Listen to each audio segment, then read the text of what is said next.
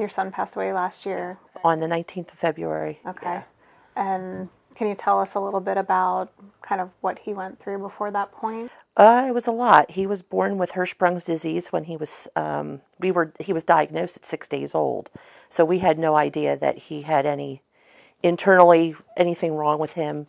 There was no sonograms that indicated anything was wrong. So it was a shock to us even then that it altered our life when we found out that he had this massive disease, which was an intestinal disease that debilitated his entire eating and just normal bathroom habits that you don't think of as a baby, but as they grow older, how it would affect them.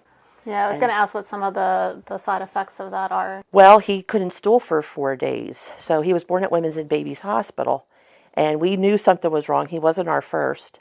And, babies are a pooping machine and they go all the time. And he just wasn't. And we knew something was up. The nurses would come in, look for the diapers. And he'd eat, but he was just spitting up constantly. And so we knew something was wrong. But the doctors kept saying, oh, he's a full-term baby, and everything looked healthy with him. And he did. He was 8 pounds, all but, I think, 8 pounds, 4 ounces. So he was, for us, on the smaller side of things. My eldest baby was all but 10 pounds. So he was, going from that. But we knew that there was a problem. So once we were sent home, there was no interventions from any doctors. And that's when we said, that's it, we're going to call the doctor up. And so the next day we called the doctor up, and he sent us to specialists here. Nobody could figure it out. It was a Friday. At the end of the week, he was born on Father's Day of that year. So that was a Sunday. And so by that Friday, he was sick. You could see how frail he started becoming.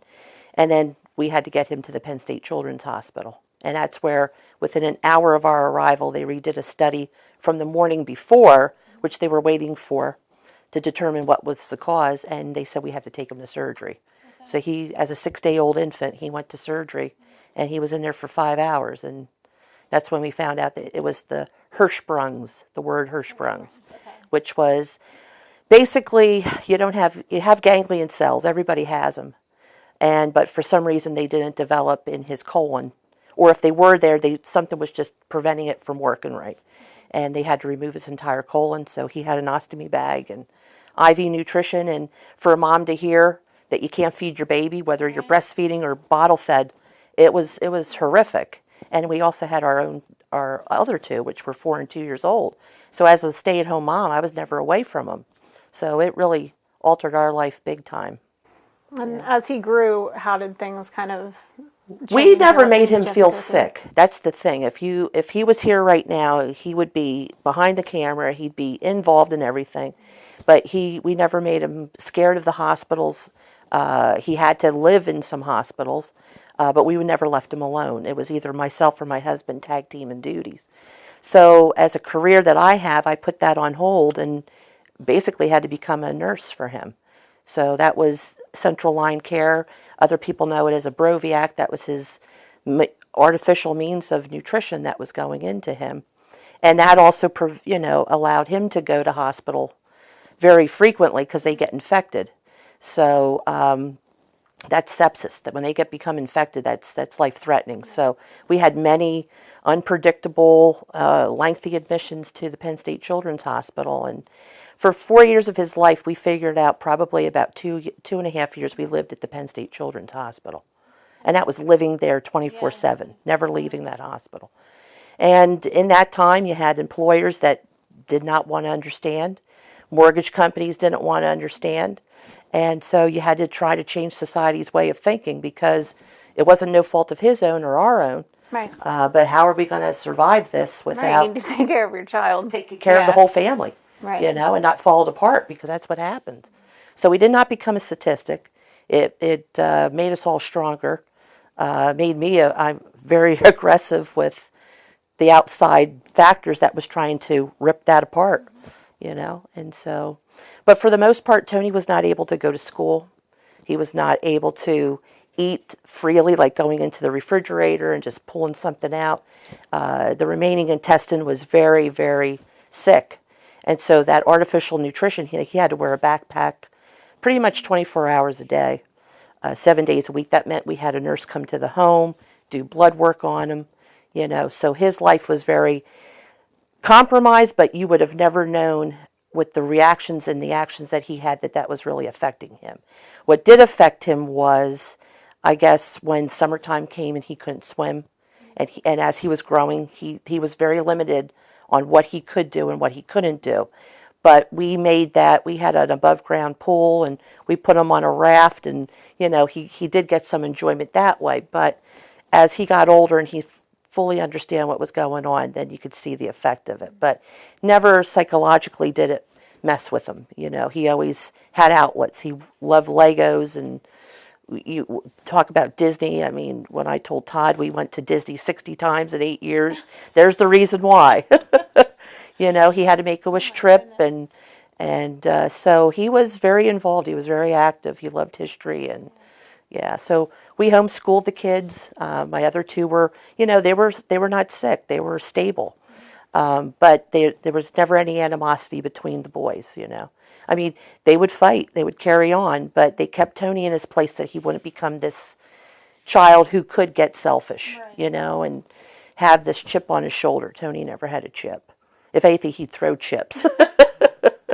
He threw chips, but... So when you get that diagnosis when he's so young, what is the prognosis of the disease? I mean, what do they tell you about the future? Some kids there's short segment Hirschsprungs, there's long segment Hirschsprungs. In Tony's case, it was so severe that the only outcome for him was transplant. Okay. So, and by the time he was 2, even before the doctors even said anything, by the time we were researching it, my husband and I and the family, we thought, yeah, that he's probably going to have to go for transplant. And you did go through that process. Yeah, it was a hard one, though, because originally the doctors at Hershey didn't feel that he was ever going to need a transplant. They thought that he could live through this. But in reality, when we did get him out to Pittsburgh, which he was about 4, almost 5 years old, and that was behind the scenes with our pediatrician, she put the foresight in, like she said, I know he denied the first referral, but you guys are going to go out. And that actually opened our eyes because Pittsburgh was the first in the country to ever do intestinal transplants. And we're talking back 1950s. So Dr. Startzel was the lead doctor of that. He headed that up, and all the streets and the hospitals are named after him because it was life-changing for so many families back then, who had even liver failure. They were able to transplant livers. So we learned that process, got him out there within about a year after the evaluation process, and that meant going out to Ohio. He had a motility study done, and that determined that he needed more organs besides just the intestine. Okay. So that prompted us to say, okay, we're getting him listed. So he was on that list for probably about a good 5 years. But in that 5-year time, we had a transplant doctor from Johns Hopkins who contacted us through social media because we were in groups, and he just said, something's not right. Why is it taking him that long to get transplanted? So he put the mindset into seeing about getting him listed elsewhere. Now in the state of Pennsylvania, and this topic comes up in politics, but when you have a transplant center in your state and you're getting medical benefits such as SSI and Medicaid, you're limited here. You can't cross state boundaries unless you move to that transplant center that's in another state. And so we were kind of limited here. But once an employer was empathetic in my husband's search for employment, we were able to get private insurance through that employer, and that prompted us to go to Florida. Okay. And so there was 3 other centers that we looked at. Not many centers do intestines, but Miami, Miami was the first. And we went there, fell in love with the team, and he immediately became listed in August of 2015, and in a year he got the transplant. And how old was he at that point? He was about 11 years old. Okay. Yeah, he was 11 years old. And it took a life of another child to save his, and he knew that. He knew what that sacrifice meant. While he was on the list with Pittsburgh, he met several kids that were either transplanted or waiting like he was, and some of those kids refused to take their meds. And Tony couldn't understand this, but he had the mindset. He'd go to their rooms and tell them, listen, you got to understand what the sacrifice is here. Somebody's dying to save your life. And for a little kid as early as 9 and 10 years old, to have that mindset to say, it was pretty impressive. Yeah, he changed a lot of floors in a lot of hospitals. So when you were in Florida, what at that point, what did he have transplanted? So we got the call August the 23rd of 2016, and he actually took the call. So he took that call, and immediately we had to get flights arranged. So Angel Med Flights met us at 10:30 out at the Lancaster County Airport, and by 2 in the afternoon we were headed out. We got there about 5 o'clock that night, and within an hour they said, yep, the organs are here. That meant the donor was there. And this was a child. He was 12 years old. Now, that's all we know. And he lived about an hour from the hospital. So what happened to him, we did write letters to the family through Gift of Life and Donate Life, but we haven't heard a thing. But for Tony, it was what was supposed to be a 12-hour surgery, and he was listed for 5 organs. So they were stomach, small and large intestine, pancreas, and liver. Of those organs, he did not need his liver. So the liver was good. His liver was good, which we thought with all the IV nutrition that he had for almost 11 years, it taxes that organ. But the doctors were there and everybody said it looked good. So that was a 6-hour surgery. And technically they prepared us in 6 years of his life what that might look like. You know, he'd be opened. They'd have to wait to close him. You know, stuff can happen. But for the most part, Tony was extubated immediately. So he went into surgery at 10:30 that night, was out by 6 a.m. in their PICU. And I came around the corner and here he was. He says, "Hi, Mommy." You know, and yeah. And so within 2 days after the transplant, he was sitting in a chair, and 4 days later, he walked that entire PICU floor. So you'd never know he had a major surgery such as receiving 4 organs, but that was Tony. He just, yeah, he was pretty impressive. Great. So then you're back from Florida. What is that kind of next?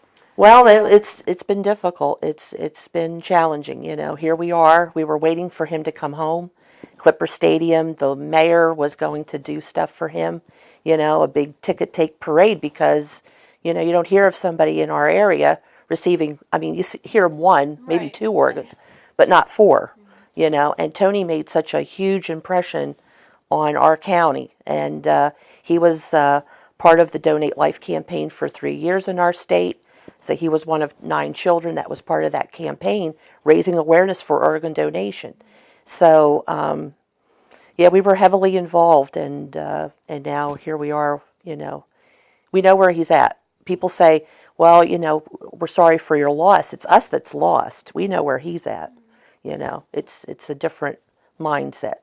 You know. How long after the after he got the transplants did he pass? He was about 18 months. So originally, after the transplant, we were in the hospital for maybe about 2.5 months. He came out, I want to say, the early week of November, right before Thanksgiving. So he was able to eat freely. I mean, he had no limitations, which was a godsend. In kids like him that have intestinal issues, regardless whether it's transplant or they still have them, a lot of them lose that sucking and swallowing mobility. Tony never did. I saw a picture on Facebook where he was cracking crabs. Yeah, he was cracking crabs. That's the first thing he wanted was crabs. So Classy Crab here read that story, and they said that they wanted to give him a year's worth of crabs. You know, they wanted him to have a year's worth of crabs. Another place, I forget what steakhouse it was, says, well, if he has steak, we want him here. You know, so people were hearing that story of what he longed for. And, you know, just like Universal Athletic Club, they wanted to give him a pool party because he never was able to swim. So they wanted everybody to be part of that, you know, and they still are, you know, they still are. We have a huge support system here, huge support system, and several families that have gone through the tragedy in Lititz have outreached to us. So we're starting a group, a grieving moms group, support group, to try to come together and try to go through life without our kids. So it's, you know, it's going to be something. It's something how stepping stones just come from one thing to the next. What was the cause of his eventual death? So the organs were good. Organs were fine, but it was the immunosuppression drugs that a doctor had given him. They originally thought that he had graft versus host, which is a complication that can come after transplant. Whether or not he had that, our gut's telling us he didn't, and it now looks like he didn't. So this doctor proceeded to give him more immunosuppression drugs to suppress what they thought that was it, and he had the side effects of that, and that's what took him. Yeah. So, and we had no inclination that was even going on. We knew he had fungal from some of the medications that he gotten, but infectious disease was totally on top of him, and his organs were perfect. Yeah, nothing indicated to them that he was ever in rejection. So that was the biggest thing. Yeah, but it was the side effects of what had taken him. And since then, you've started, a Facebook group and other types of organizations. Can you tell me a little bit about that? And So, Make-A-Wish contacted me, and that has a full story to itself. But my dad was one of the first trucking companies that helped start that Make-A-Wish convoy 30 years ago. So I remember going to the Lancaster Shopping Center and seeing 44 tractor trailers. Now it's down here at Burl, and just last year they had over 650 of them. They're actually turning trucks away because they don't have any more room. But they contacted me, and I was there for Mother's Day on that convoy. Tony was part of that convoy for 6 years, so he was in the trucks, riding in those trucks. And it's kind of fitting that Mother's Day is my dad's birthday. So I worked with my dad for many, many years in his trucking company. So it's got like a round robin to it. But I sit on their board for the convoy. And a lot of the truck drivers knew Tony, and we actually started a fund called In Memory of Tony's Footsteps to honor him and what he wanted to do. And so we're moving forward in little ways. But stuff comes up to us too, like these parents from Lidditz. They contacted us, they outreached to us and said, I said, I'm not an expert. This is something I'm not an expert in. Gastroenterology, yes, I could probably tell you anything you want to know about your intestines, but when it comes to this, there's no expert. It's different for everybody. So we just, my business has really taken off. I do a lot for Disney and family trips, and there's another way that falls into place with Make-A-Wish too. So those families that want that design trip will be able to get that through me. So you can help them with that then. Yeah. That's great. So 60 times? 60 times in 8 years. Yep. Oh my goodness. We're a DVC member, Disney Vacation Club member. Dad bought that for me as a gift when I was coming out of high school, and never did I ever think it would propel to 60 trips, but... Yeah, well, I guess it makes sense that that's what you do. Yeah, it's part of what I do. I've been doing it for 30 years, travel. So we're very well connected here in Lancaster, so I could call on somebody and, hey, I need your help. And they'll come, yeah. But Tony's service was huge on the day in the Clipper. We actually had to have his service in the Clipper because there were so many people that wanted to come and be part of him and send him off and send a little hero home, because he was to so many people. We had people from California, Georgia, Florida, New York, Washington State, and we actually had 2 people from Germany come from the groups that we're part of. So, yeah, he's touched a lot of people's lives and still is. And now, did he donate his organs as well to help? We couldn't. He couldn't. He wanted to. Oh, he always talked of doing that, and I always stayed back from answering that question. He always knew that there was probably some reserve, but after he passed, there was no way, because all the immunosuppression drugs was in his system. So if anybody would have gotten those organs, it could have hurt them rather than help them. So there's a fine line of how you can, donate and stuff. My sons were huge supporters of Donate Life. In fact, they were the ones who made the connection with Gift of Life. My eldest son, who was 9 years old at the time, walked in after Tony got listed for transplant and said, "What are you doing for the awareness of pediatric transplant in 35-member people?" And these were the people from Philadelphia. Yeah. And their mouths dropped, and they didn't know what to expect. And my son demanded an answer. And they said, "Well, we're going to talk to you in about 6 months." And then later, that's when Tony became part of that campaign. So he was in all of the state DMVs here locally throughout the United States and stuff. So it was huge. Yeah. He made such a big impact on this. Yeah, he made such an impact that his picture was on the face of the Gift of Life building. So when you drove into Philly, you'd come in and see him, and it was pretty impressive. So there's so much to our intertwining of groups: Children's Miracle Network, Make a Wish, Donate Life. How are your older sons? They're 18 and 16. So how has this impacted them? Huge. I mean, I'll tell you, I just had this conversation a couple days ago where somebody said to me, they said, Monica, what was their outcome? I said, as a mom having a child who's sick, not that you'd ever want it, but it opens the eyes to everybody that wants to know what that life is like. I would not have been able to have these close relationships, I don't think, if this didn't come falling in our lap. So Tony, woke us up out of a fog, and there's a lot of families that, they're on SSI and Medicaid and they're not getting the funding or help that they need. They're losing their homes, they're losing their families, divorce rates are high, and it's like, what are they supposed to do? We stuck through it as a family, but as far as Vincent and Dominic, they fundraised for their brother and they raised over $200,000 for him, baking 1-pound breads and cakes. And they would be out on a second Friday like this in the weather, selling those cakes in front of McElroy's Pharmacy in Lidditz. So they were very well connected. They'd go up to somebody and just randomly say, we'd like to do a fundraiser.